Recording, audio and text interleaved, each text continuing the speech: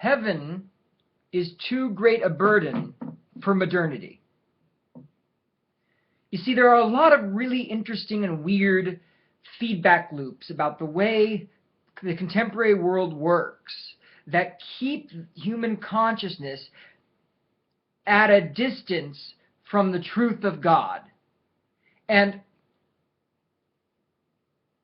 these pressures did not always exist in the past for people and allowed people to play the correct game in an easier way. You see, just managing the modern world has become incredibly difficult cognitively.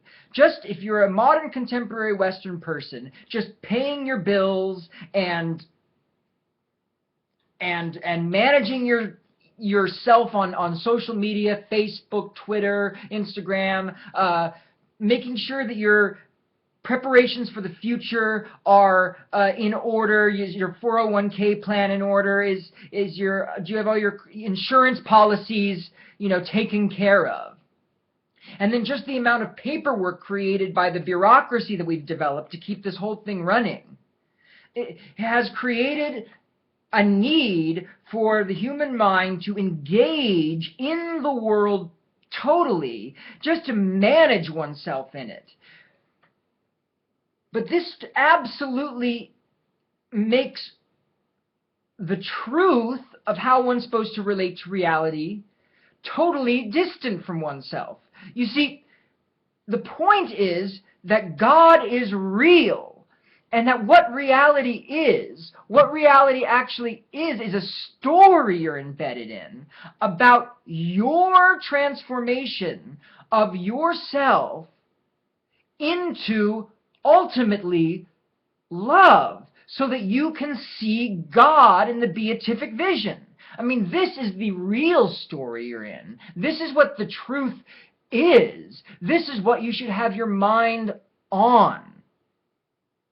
And this is what people used to be able to have their mind on. Life used to be a lot simpler, not in the sense of being comfortable. It used to be more painful in some physical sense, but it was also more agrarian. It was more day by day, and people were able to engage with reality immediately, always with the mindset of their religious faith and the way that related to who they were and what their ultimate journey was, a journey to God.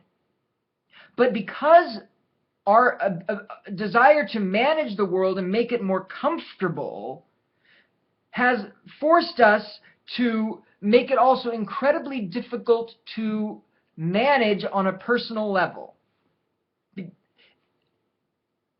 And this really obscures our ability to participate in the story in the way that we're supposed to participate in the story. At the same time, in this attempt to manage the world, we've created this super technology sphere and meme exchange apparatus, which is also forcing certain concepts back into the mind in a way that the contemporary mind almost feels uncomfortable about. What is this that I'm managing my ego all the time on Facebook, and how I want to see myself and how I want others to see me, and who am I? And why am I externalizing the ego so much? Why is all this information suddenly so available to me? And I'm trying to piece together then what is going on. But the overall model that the world is trying to sell me is just not working anymore.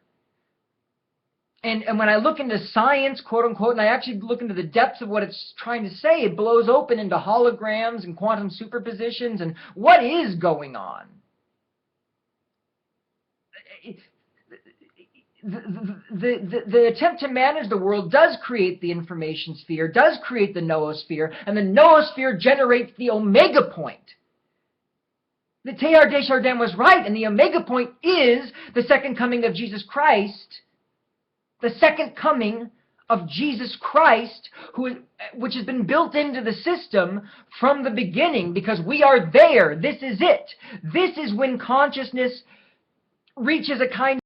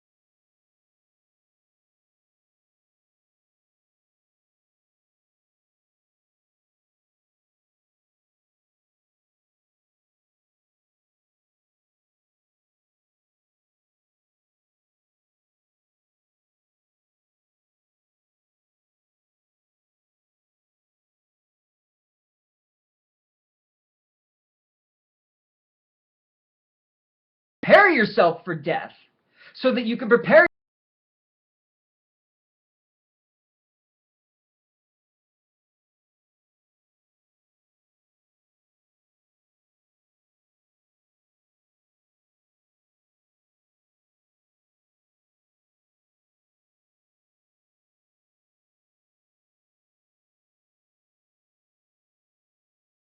the world. That way you engage with the game of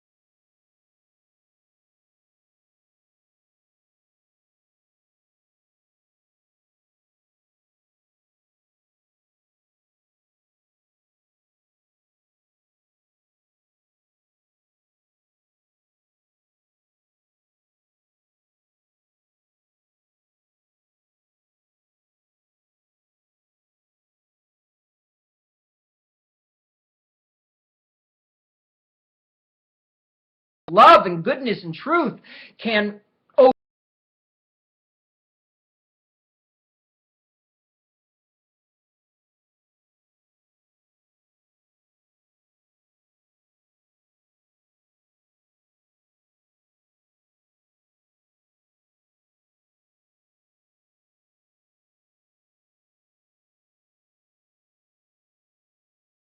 show us and what our imaginations are. That's not what the real journey is. The real journey is journey into truth of goodness, in feeling, aliveness, in love. The fact that the secret's been inside you the whole time. The kingdom of heaven is within you. The kingdom of heaven is within you. Why don't we believe this as a people? Jesus was telling us.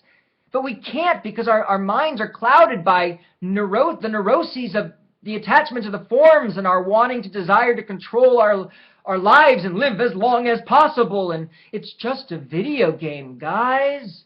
It's a video game where you get to save your soul and eventually see God. But that's how you have to play it. And we are there. You just have to give yourself over to it. And it needs to stay in the forefront of your mind more than all the mishigash of the world, that keeps you just neurotically fixing everything all the time, and having 10 million passwords for 10 million different websites that you have to remember, and you can't remember which goes to which, and everything has gotten overwhelming for the cognitive system. The cognitive system knows it, but it's not telling the ego because it's too threatening. And then you don't even have time to ask, what are the deep questions? How am I really supposed to behave? What's really going on? And it just seems too fantastic to imagine that it's actually about participating in the world in such a way that I save my soul. And that this life is what will determine whether or not my soul is in a sense saved or not.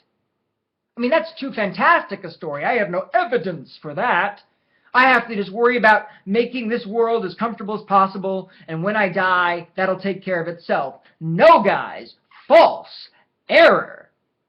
Error. The point of this life is to come to know Jesus Christ, who is love, and transforming your soul so that you can be ready for eternity. Or else you will not be. And you must be. That's the joy of the story. We are there. Consciousness is there. The time has come. It cannot keep going this way. There is no real vision of the future of technological process solving the problems. Doesn't exist. The second coming of Christ is upon us. The truth of consciousness' freedom is going to be revealed. Is being revealed. I am revealing it. We are free. You're not going to die. You can't die, dude. Maybe your body can. Not you. Not your information. That's part of the matrix. Forever. You can't die. Now let's start playing the game the way it's supposed to be played. And the confrontation with modernity is teaching us very important lessons about what we need to then do to bust out into joy and love and the beatific vision, ultimately. Because we are going to go beyond the original righteousness of Adam and Eve. Eden was paradise, but we chose to fall into history, to fall into misery and sin and confusion and ignorance, and what will redeem it is the salvation of our souls, even beyond the Eden paradise, even beyond the original righteousness, into the divine life, which is the promise of the human experience and what will redeem humanity. It's what will redeem the whole project. But it only can be found in Jesus Christ. We need Jesus Christ as our Redeemer because our hands are too bloody and dirty and messy, and we were too confused. We were confused. We did not know what we did. And God has told us, that's okay. You're forgiven if you want to get better. And it's time to say, we want to get better. We are forgiven in Jesus Christ. We need the Savior. We need the Messiah. Because we are ready to embark into freedom. But we have to find love. We are there.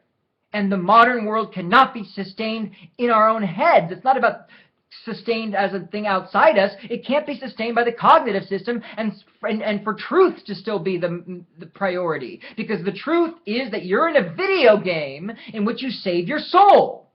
That is the truth. And what you do in this life is all about what happens in the next life. In some radical way you don't even possibly perceive yet.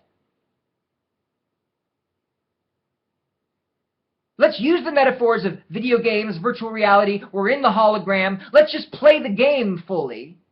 No, we can't die.